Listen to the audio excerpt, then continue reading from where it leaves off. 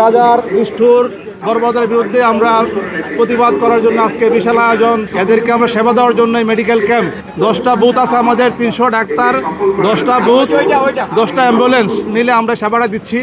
যারা আজকে এই প্রোগ্রামে আসবে ওদের স্বাস্থ্য সেবা দেওয়ার জন্য আমরা আসছি। এটা হচ্ছে আমাদের মেন উদ্দেশ্য।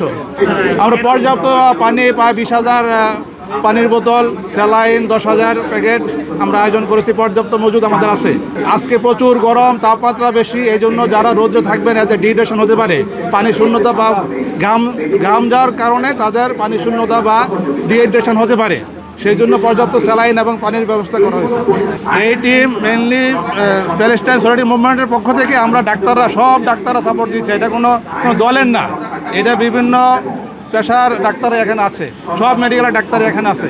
না, সব পেশাতেই ভালো খারাপ আছে। সাংবাদিকই সবাই ভালো সবাই খারাপ, অনেক ভালো সাংবাদিক তারপরে বদনাম হয়। ডাক্তার দুই একজন হয়তো কোনো কারণে কোনো একটা করতে পারে, বিহেভ খারাপ করতে পারে, বা এই জন্য সব ডাক্তার খারাপ না। ম্যাক্সিমাম ডাক্তাররাই মানব সেবায় নিয়োজিত, মানুষের জন্য কাজ করে। জি, আমরা আগেও যত ধরনের বৃহৎ এই ধরনের ন্যাশনাল প্রোগ্রাম আছে, ওই প্রোগ্রামগুলোতে আমরা বিভিন্ন বন্যা প্লাস হচ্ছে বড় যত ধরনের বৃহৎ জমায়েত আছে, সব জমায়েতে আমরা এই সমস্ত সেবাগুলো দিয়ে থাকি।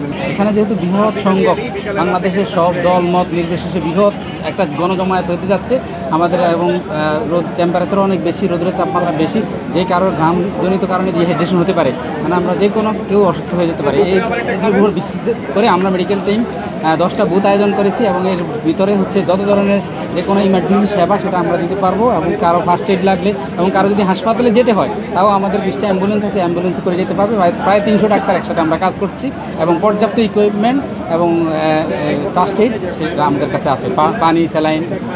কি পরিমাণ মানুষের সেবা দেওয়ার মতো আপনাদের প্রস্তুতি এখানে রয়েছে? এটা তো আসলে নাই, আমরা হচ্ছে ইনিশিয়াল একটা প্রিপারেশন নিয়ে আসছি।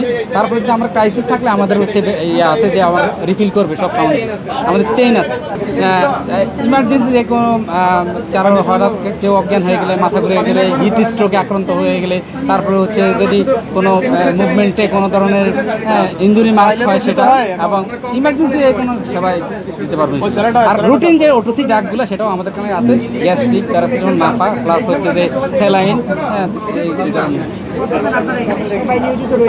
আমরা হচ্ছে আজকে সকাল 7টা থেকে শুরু করছি, এবং হচ্ছে যতক্ষণ পর্যন্ত গ্রামটা চলমান থাকবে ততক্ষণ পর্যন্ত আমরা আছি ইনশাআল্লাহ।